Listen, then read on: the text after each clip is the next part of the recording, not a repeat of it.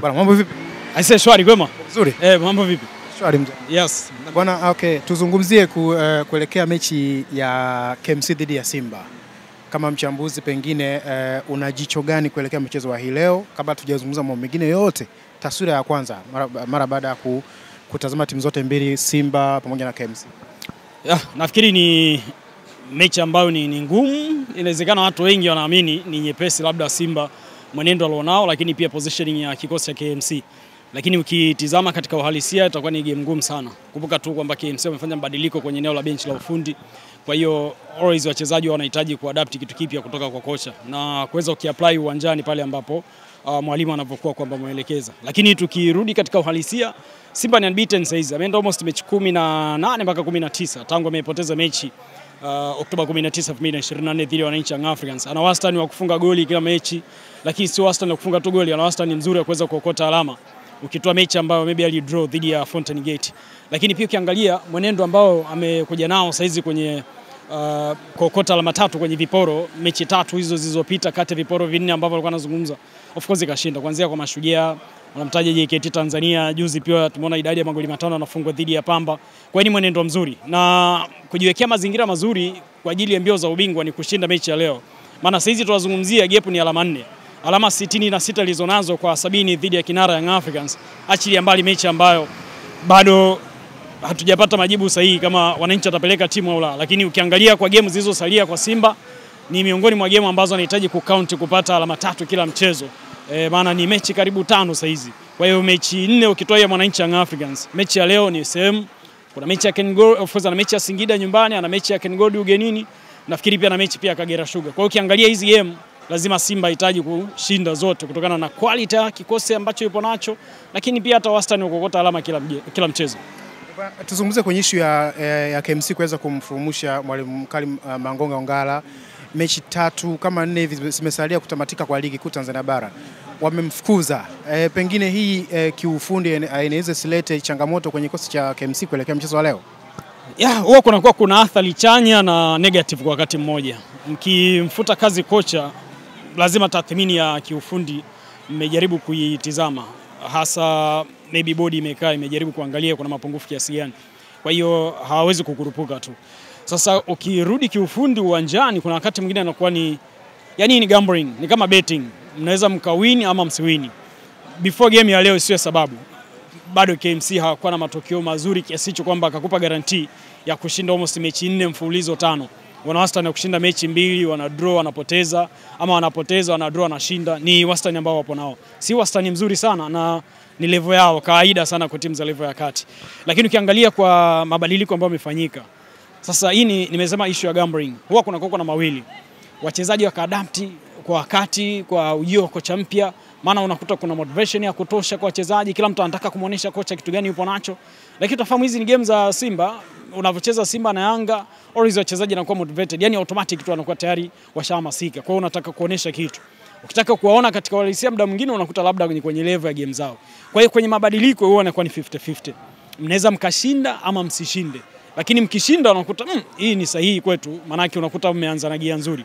Lakini kama mtashindwa kuweza kufanikiwa manake inakuwa ni betting. Na ndio maana nimesema hata kama atapoteza mechi ya siku leo, wasiangalie kwamba sababu labda ni kuondoka kwa Karim Mangonga Ongala. Ila lazima tuangalie mambo ya kiufundi na kimbinu. Wapi tumepoteza mchezo, sababu zilizotufanya. Of course kimtazama mpinzani ambao umecheza naye ni haki mimi kupoteza mchezo. Kama unakubaliana ni fair play.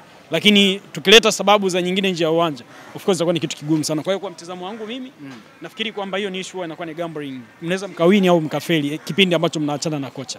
Vipi kuhusiana na mabadiliko ya uwanja? Awali tuliona taarifa kwamba KMC umehamisha mchezo huu kutoka hapa KMC Complex na kupeleka Tabora Ras Mwinyi, lakini baadaye tukaona mwenyekiti kwa maana CEO bodi ya ligi Alimasi Kasongo ametangaza kwamba KMC wamerudisha mechi hii hapa kwenye dimba la KMC Complex Mwenga Dar es Salaam. Pengine kiufundi katika hizo timu mbili kwa namna maandalizi ya mchezo huu pengine haitoweza kuathiri kwa namna moja nyingine. Kuathiri ni kitu kigumu. Kwanza ni uwanja wa nyumbani wa KMC. Hilo lazima tulifahamu. Lakini pia kwa mujibu wa ratiba na kikanuni Simba na wenyewe pia amechagua kama uwanja nyumbani. Japo leo kikanuni Simba anakuwa ni mgeni. Swala la kwenda nje ilikuwa Ali Hassan Mwinyi Tabora. Nafikiri KMC kule wana game away. Kwa hiyo walikuwa wanataka tu karibu zaidi wa game zao labda kuzimaliza kwa wakati. Lakini pili ni issue financial. Unavyowapeleka Simba na mjumuishe na Yanga, muda mwingine inakuwa ni biashara kubwa sana mikoani. Si timu ambazo mara nyingi utazishuhudia zinaenda kwa matukio tu. Kwa hiyo kitendo cha wao kutaka kuipeleka game kule ilikuwa ni kwa ajili ya mambo ya kibiashara. Actually mbali labda walihitaji labda kupunguza ruti. Yani ni kitu moja hapo ambacho unaweza kukitizama. Lakini pili ni faida kwa Simba, maana ukiwafuatilia Simba Sports Club walichokuwa nakizungumzia, walijaribu kutengeneza uhusiano wa kitaasisi. Bwana sisi tarehe chache zinazofuata, maana tarehe 17 tuna mechi ugenini ya kombe la shirikisho, of course final stage CAF Confederation Cup dhidi ya RS Berkane. Kwa hiyo ili kutoa ile hali ya mchoko kwa wachezaji nini, nafikiri kwamba hicho ndo ambacho walikitizama zaidi. Kwa hiyo kuna barua ambayo ilitumwa. Baada ya kutumwa amekubaliwa. Kwa hiyo kubaliwa ni kitu cha kiungwana. Si kwenye football unasemanisha fair play. Lakini kutokwenda kule na kusalia hapa, mimi sioni kama kiufundi na haribu sana. Maana ukiangalia level ya pitch, of course inakuwa ni the best. Ni kweli ni artificial, lakini ukiangalia kwa mtu ambaye ni kocha mchezaji, ni uwanja fulani ambao tunafahamu nchi yetu tuna changamoto ya miundombinu. Lakini uwanja ukipiga pasi of course itafika. Vyovyote utakavyotaka ukifanya kocha au mchezaji. Kwa hiyo kwangu mimi naona bado ni option sahihi hasa kwa Simba Sports Club, lakini pia hata KMC. Japokuwa vipimo vya uwanja viweze kuendana na Ali Hassan Mwinyi, muda mwingine watu wengi wanataka mapana ya uwanja zaidi. Lakini ni pitch fulani ambayo KMC ana advantage, kuna mechi kashinda hapa, kuna mechi nyingine kapoteza. Simba pia ana advantage, kuna mechi kashinda hapa, asilimia kubwa zaidi. Sidhani kama kuna game ambayo Simba ka draw hapa. Hapana. Kuna Coastal Union. Of course ya Coastal Union ni 2-2. Ya sahihi ni 2-2 of course kwa wakati ule.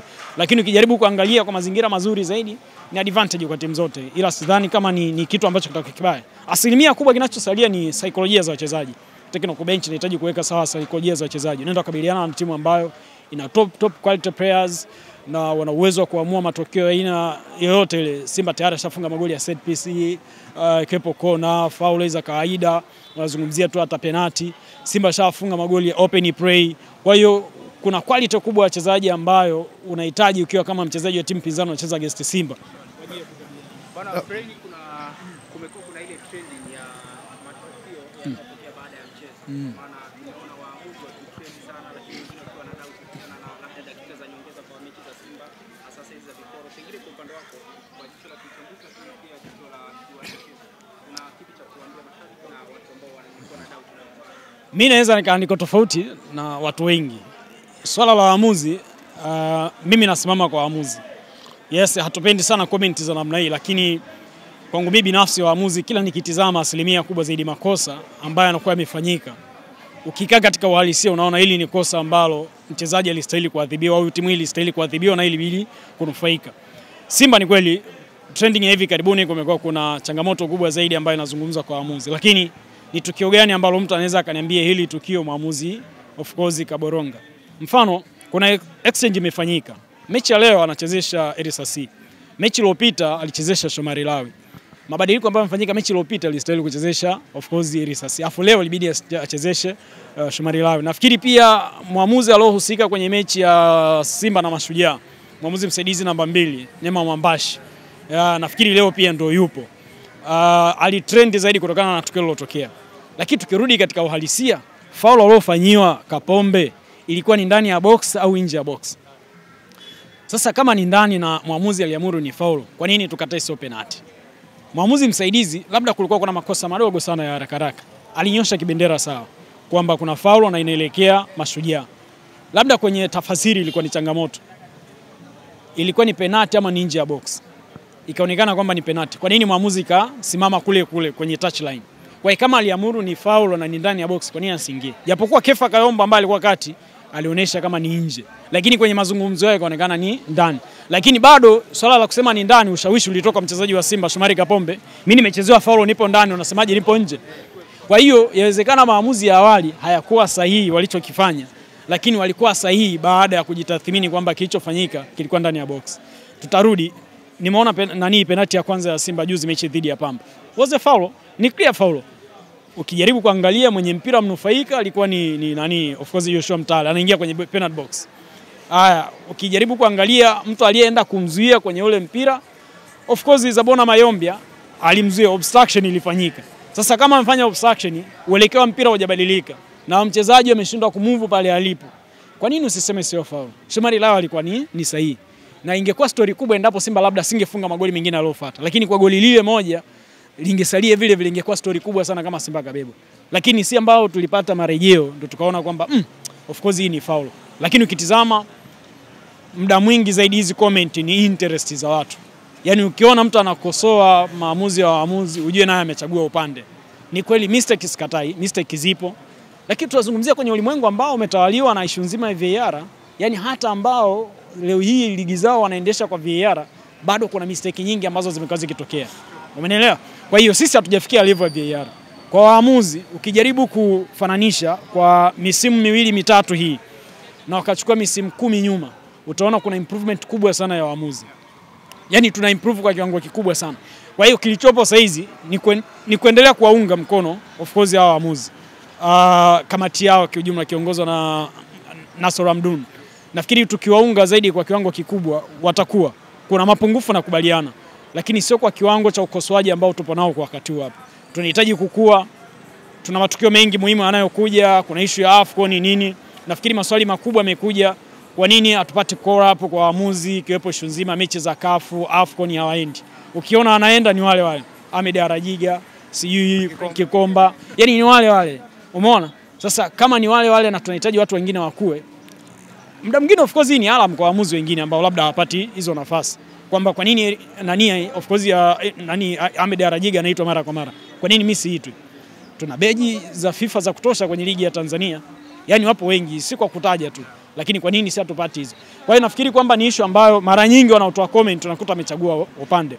Tukio likifanyika mechi ya Yanga anacheza, atayetoa comment asilimia kubwa zaidi ni mtu wa Simba. Mechi ya Simba ikiwa inacheza, kuna tukio limefanyika, atakayetoa comment atakuwa ni mtu wa Yanga. Umeona hizo kitu? Kwa hiyo nakubaliana kwamba kuna makosa yanafanyika, lakini sio kwa kiwango ambacho tunakosoa. Ila tukirudi katika uhalisia ukiangalia, kibinadamu hata ningekuwa mimi mwenyewe ili jambo mimi ningefunika ama ili ningeamuru ingekuwa hivi. Limetokea dakika za mwisho kabisa. Kuna red card imetokea mechi ya nani ya Pamba, nafikiri kitu kama hicho. Mashujaa. Ahmadi Maji Mengi. Ilikuwa ni Pamba, of course ni Pamba. Ukiangalia reaction ya Shomari Lawi kutoka Kigoma mwamuzi wa kati plus mchezaji, yani unaona kabisa kuna utovu wa nidhamu ambao ulifanyika. Sisi tulikuwa mbali, hatujui nini kilitokea.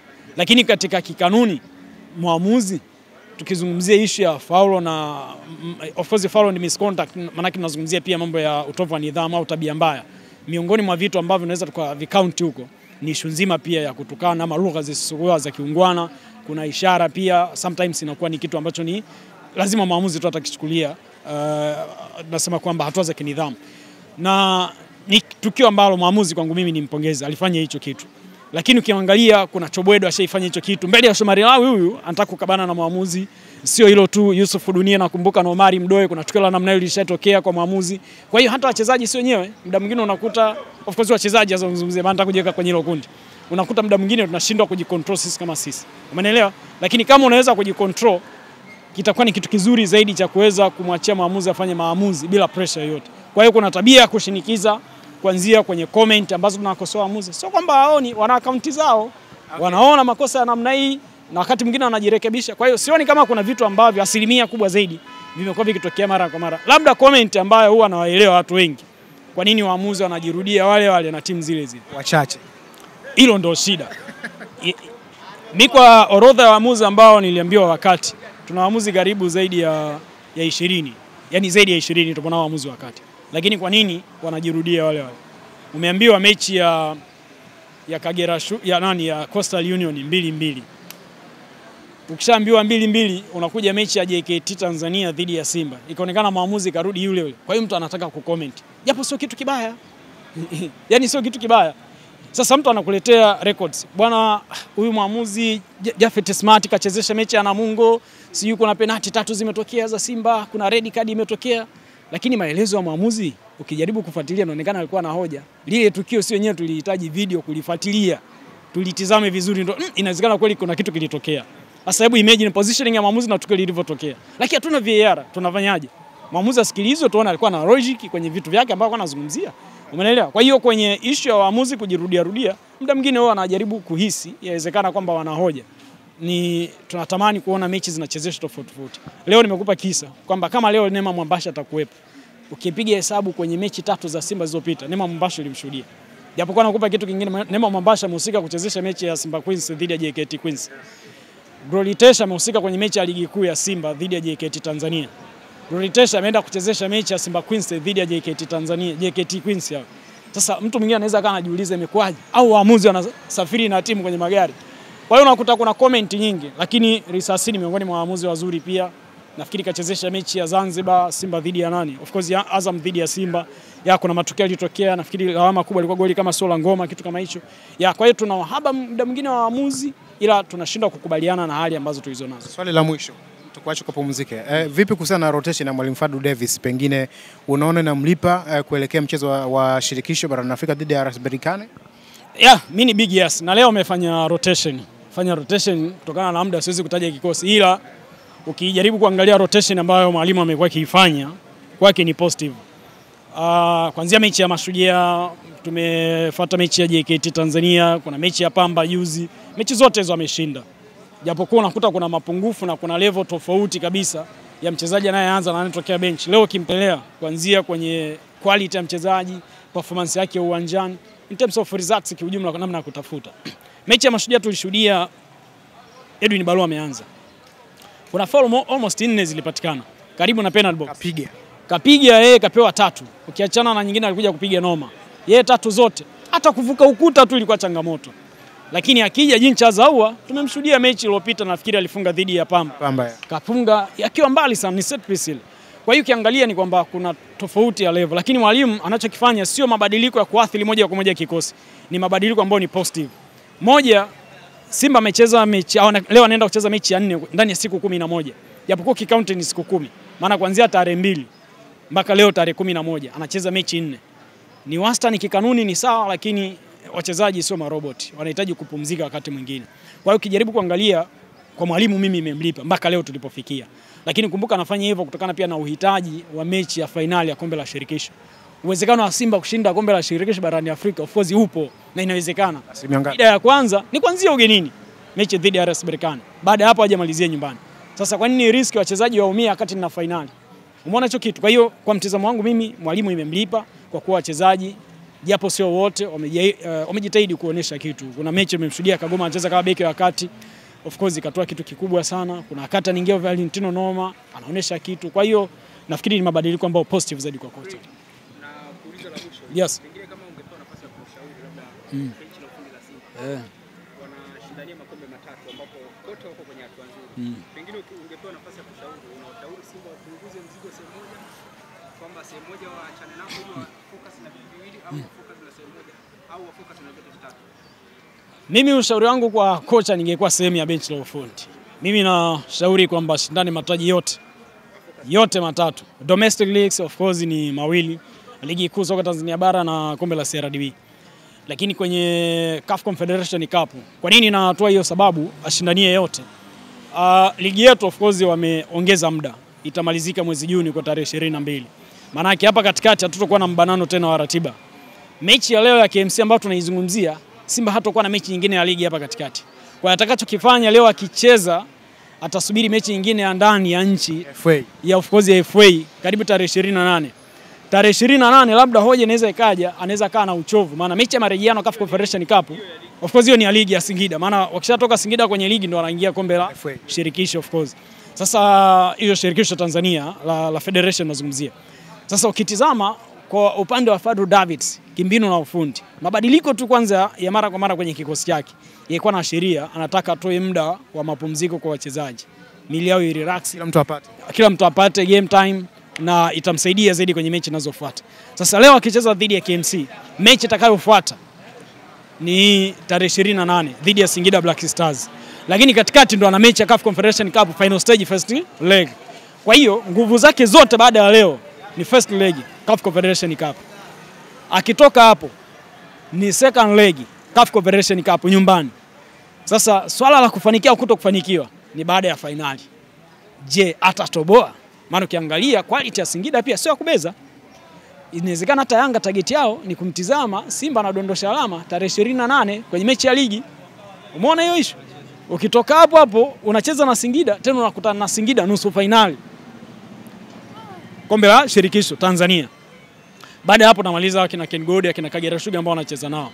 Kwa hiyo kwa mtazamo wangu Fadlu Davids, kwa kuwa kikosi kinaonesha ushindani, apambane kwenye mataji yote. Hamna haja ya ku give up. Ni kweli ni tabia fulani ambayo Jurgen Klopp ameshafanya hicho kitu wakati yupo Liverpool. Kuna wakati FA Cup hizi EFL Cup anaacha, anastiki zaidi kwenye ligi ya mabingwa, anastiki kwenye EPL.